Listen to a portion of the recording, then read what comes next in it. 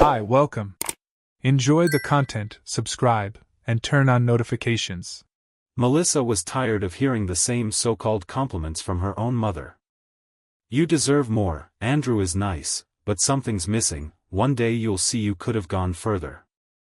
Outwardly she smiled and pretended to be patient, yet inside it ate at her bit by bit. When Donna showed up excited and proposed a trip to Palm Beach, Melissa was suspicious. She asked where that sudden enthusiasm, and especially the money to pay for everything, came from. Donna answered with a cryptic smile, I closed a great sale this week. I just want to celebrate with my daughter. The excuse felt too convenient, but Melissa let it slide. Maybe she was tired of trying to keep everything balanced. Maybe she quietly wanted to feel special again. Andrew, always calm, encouraged the trip. He said she deserved time with her mom, kissed her forehead goodbye, and promised to count the days until she came back. On the second day Donna suggested dinner at a nearby restaurant. She said it would be a relaxed outing, perfect for catching up with no rush and no obligations. Melissa agreed without suspecting a thing. She put on a light dress, tied up her hair, and went downstairs with a small smile. Only when she reached the restaurant did she notice a third chair at the table. Brandon McAllister. She recognized him instantly.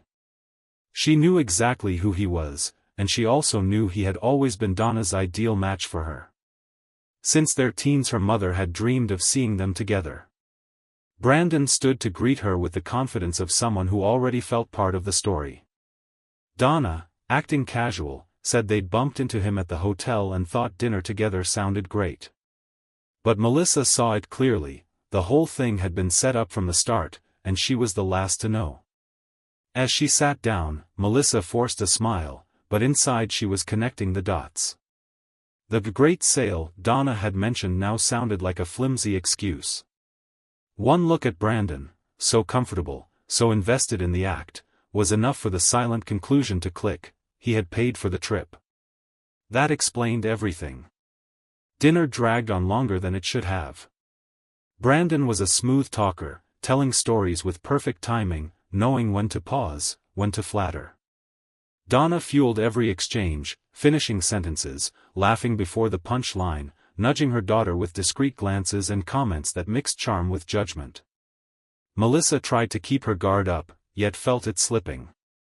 There was something dangerous in the air, a blend of praise, desire, and validation she hadn't felt in ages. Brandon was handsome, confident, and seemed to know exactly what to say. Donna excused herself before dessert, claiming she was tired. In that instant Melissa realized she was alone with Brandon because her mother wanted it that way. He ordered another glass of wine. He said she deserved more admiration, asked how someone like her could stand such an ordinary life. His voice was calm, his words sharp. Melissa tried to change the subject, but it was too late. Something inside her wavered. When he leaned closer, she didn't pull back. When he touched her hand, she didn't move it. When he kissed her, she closed her eyes. And when she woke up the next morning, still in his suite, guilt hadn't woken up yet. She slipped out before breakfast. She walked to the room she shared with her mother and entered quietly. Donna was already awake, sitting on the balcony as if she knew exactly what had happened.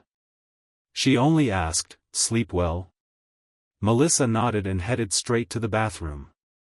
She sat on the edge of the tub and stared at the floor for a long time. Images of Andrew surfaced, the way he held her hand when they walked down the street, the simple chats on the couch, the care in daily details. All that felt distant now. There was no fight, no argument, no crisis. Just a void she had created herself. What she didn't know was that an old friend of Andrew's was staying on the same floor, in Palm Beach for a business conference. He'd seen Melissa step into the elevator with Brandon, watched the lingering hug in the lobby and the quick kiss in the hallway. He knew it was wrong to meddle, but he also knew what that picture would do to Andrew. He took one photo, no zoom, no flash, just enough to capture the moment, and sent it to Andrew with a short text, "Sorry to send this, but I thought you should know." While Melissa showered, trying to wash away the taste of the night before, Andrew's phone buzzed in another time zone. He saw the image, read the message, and said nothing. He recognized Brandon immediately. He knew exactly who he was, the mother-in-law's favorite, the name that popped up in veiled jokes and not-so-subtle comparisons, the real man who knows how to treat a wife. Donna had never hidden her preference, even smiling she made it clear she thought Andrew was too small for her daughter. He got up, poured coffee, sat at the table, and stared at the silence. There was nothing to confront. The truth was right there, with no room for doubt. Long ago he'd decided he would never beg anyone to stay. He'd been man enough to love with everything he had. Now he'd be man enough to let go. Melissa still had a few days left on the trip. When she got back, she would find more than packed bags or angry arguments. She would find absence. His absence. The absence of the future she threw away in one night, wrapped in smiles that were never really hers. Melissa came home from Palm Beach with the same suitcase, but her mind was completely different. The silence on the flight back was heavier than on the way out. Beside her, Donna wore a victorious look, convinced she'd done the right thing, certain her carefully laid plan was working and her daughter only needed to follow the path she'd drawn. During dinner with Brandon, without Melissa noticing, Donna had snapped a few discreet photos, close angles, smiles, an intimacy that spoke for itself. She kept them like silent trophies, planning to show Andrew when the timing was right. For her, the divorce was just a practical step, a necessary formality to turn Melissa into Mrs. McAllister. She could already picture telling her friends, with pride, that at last her daughter had made the right choice. When Melissa walked into the house everything looked the same, the smell, the pictures on the walls, the blanket folded on the sofa, the keys hanging by the door. But something was off. On the kitchen table sat a white envelope, and on top of it Andrew's wedding ring. No note, no letter. Inside were the divorce papers, already filled out, already signed. Her chest tightened, a mix of guilt and disbelief. She ran through the house calling for him, as if she might still find him in the bedroom, on the porch, anywhere, waiting for an explanation. But no one was there.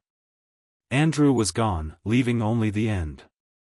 She called repeatedly. The first calls were declined, then everything went straight to voicemail. She sent short texts, not knowing what to say, then messages that were too long, trying to justify what she couldn't explain even to herself. In one she wrote, "I lost myself for a moment," and hated herself for it. A moment, as if everything had been a quick stumble, when she knew it had been a choice. A choice pushed, yes, but hers. Days later, when Donna heard Andrew had filed for divorce, she almost let a smile slip. She covered it with a rehearsed line about how sorry she was, but she couldn't hide her relief. For her, that was the official green light. Brandon was now a free road, without a plain old husband blocking the story.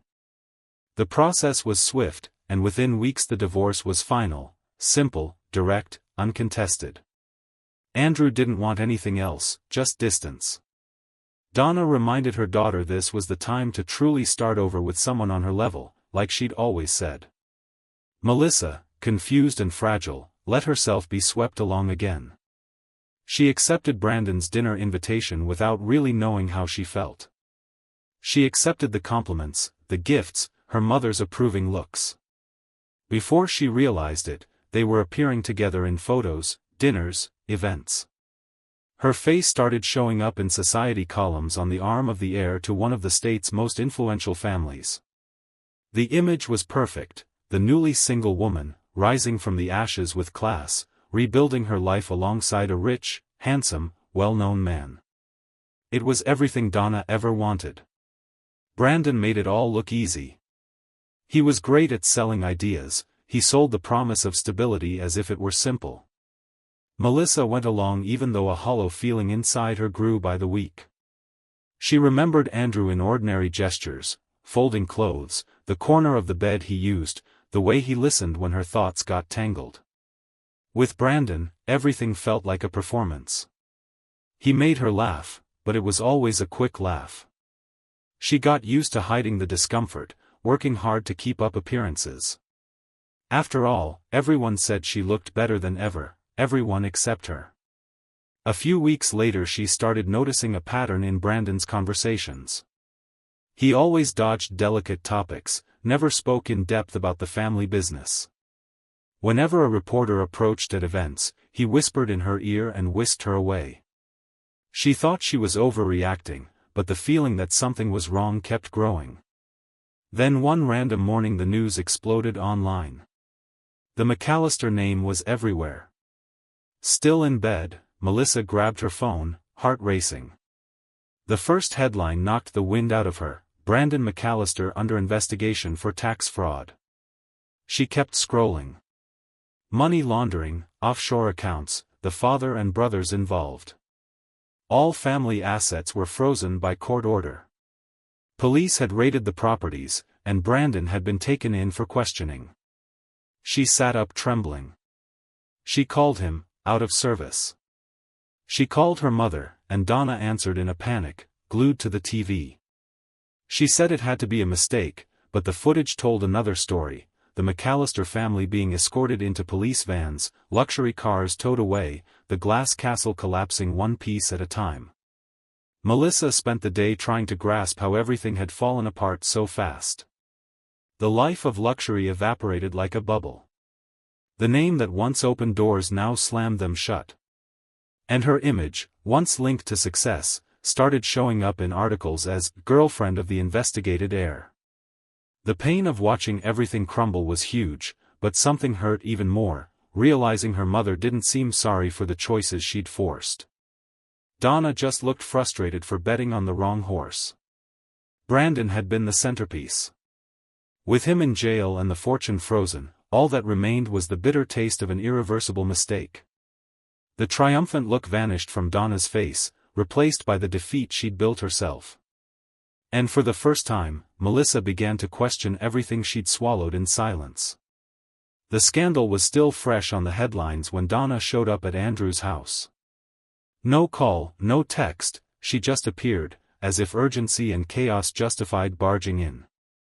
She rang the bell hard, once, then again. When he opened the door her face was already wet. She was openly crying, makeup smudged, hair pulled back any old way, eyes showing sleepless nights. He didn't say a word. He stood there, hand on the knob, waiting for her to speak. Donna took a deep breath, pressed her hands to her chest like she was holding in her own regret, and said she needed to talk. He stepped aside just enough. She walked in.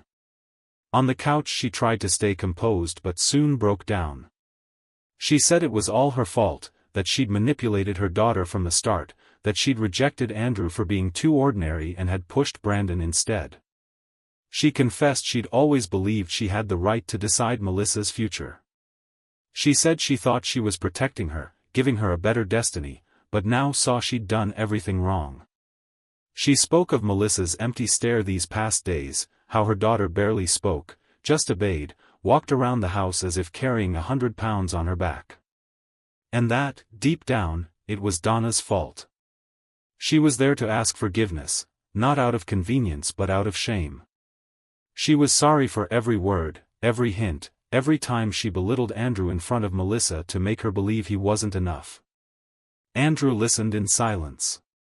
The pain was no longer raw, now it was a muted ache, a tender spot he'd learned to protect. Donna's words no longer cut, but they offered no comfort either. When she finished and waited for a reaction, he simply stood up, walked to the shelf, and took down a small box. Inside were photos with Melissa, old notes, memories from a time he thought nothing could go wrong. He handed the box to Donna, no anger in his eyes, just a firm voice. He said he'd kept it thinking it might still matter, but now he saw it was dead weight. He told her she could have it. Maybe it would remind her that some things, once broken, can't be fixed. Donna tried to argue, said people change, that he could give a second chance. But Andrew didn't hesitate. He said he'd spent a long time trying to be accepted, proving his worth to a family that never wanted him around, swallowing hurtful remarks, jokes masked as teasing, judgmental looks, all for love of Melissa. But that love had been pushed off a cliff, and what remained now was a man at peace with his own choice. He said he did forgive, but forgiveness isn't the same as returning. He had restarted his life quietly, far from parties, far from appearances, far from wounded pride, and he was fine that way. Donna understood, truly understood for the first time. She stood, thanked him for listening, and left with the box in her arms. She went home bearing a new burden, telling her daughter she had failed twice, first by forcing the breakup, then by trying to patch what she destroyed. This time there was no plan, no Brandon, no luxury to undo the damage. Melissa was lying on the bed staring at the ceiling. Donna walked in softly, sat on the edge, and told her everything, every detail. She said Andrew had moved on, her voice low, no drama, like someone admitting defeat. Melissa just closed her eyes. No tears fell. Only a long sigh slipped out, as if she finally accepted what she'd lost. There was nothing left to hold on to. The castle was dust, and the only man who ever truly loved her was now just a memory in the box her mother had set on the living room table. The following weeks were a deep dive into everything Melissa had ignored for too long. The penthouse where Brandon took her to dinner no longer existed. The imported car he used to pick her up was seized. His messages vanished. The number stopped working. When police knocked on Donna's door asking about the gifts Brandon had given her daughter, reality hit hard. Those watches, the handbags, even the blue stone necklace she'd proudly worn to a charity event, all were tied to the investigation. Melissa had to hand every item back, as if returning pieces of a character that had never been real. Her image, once linked to elegance and a new romance with an heir, became a joke in social circles. People who rolled out the red carpet weeks earlier now traded mocking messages. She started avoiding going out. She ignored invites, refused visitors. On the rare occasions she went to the market or walked the neighborhood, she felt watched. People's eyes held a mix of pity and judgment, as if everyone knew she'd traded a real man for a fairy tale, and lost them both. She tried distracting herself with chores, but her mind always returned to the same spot, Andrew's silence, the steadiness in his gaze, the way he handed over the memory box. Nothing was the same anymore. Donna, for the first time, was quiet. She offered no advice, made no plans, suggested no outings. She curled up in her own guilt, spending her days tending a battered garden and overdue bills. Both credit cards were cancelled. The McAllister name she once glorified now meant debt, lawsuits, public shame. Doors shut one after another. Invites disappeared. Calls too. She tried to sell some clothes and old accessories, but no one wanted anything connected to that name.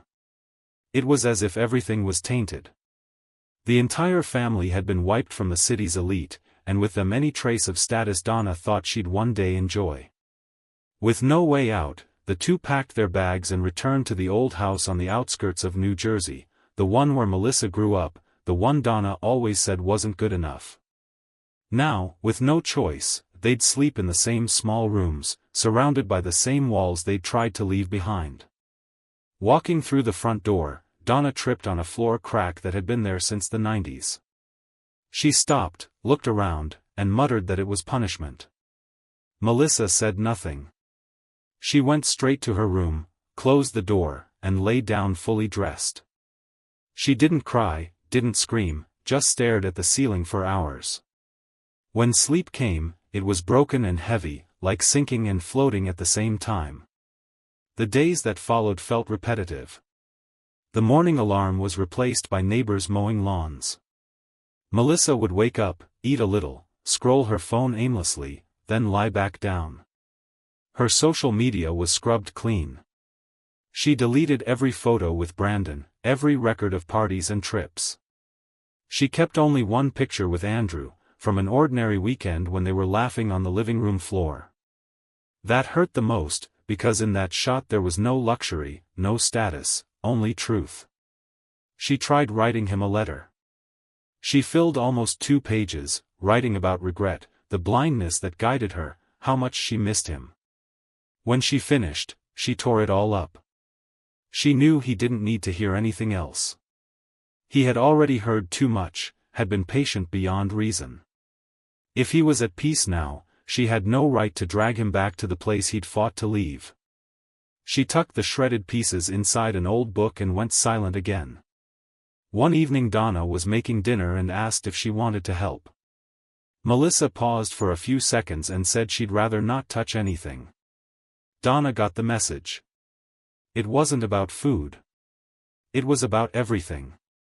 Their words now were short, to the point, almost bureaucratic. There was a distance between mother and daughter that neither time, nor poverty, nor shame seemed able to shrink. A month later Melissa opened social media without thinking and scrolled until an unexpected photo stopped her. Andrew was smiling. Next to him was a woman, simple, elegant, with an easy expression. They were in a park, wearing casual clothes, sitting on the grass, drinking coffee from thermos cups. Nothing flashy, nothing scandalous, yet it was enough to shatter the fragile balance she'd built. Not out of jealousy, but because she saw he had truly moved on, no bitterness, no resentment, free of the weight she forced herself to carry every day.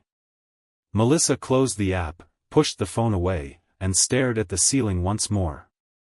There was nothing to fix, only things to understand, and now she understood. Some choices collect interest over time. Some doors, when they close, aren't locked, they're ripped off. And love, when dismissed, turns into a lesson. A hard one. Final. It repeats in silence for the rest of your life. Thank you for watching the video. If you enjoyed it, don't forget to subscribe to the channel and turn on notifications so you won't miss any updates. See you next time.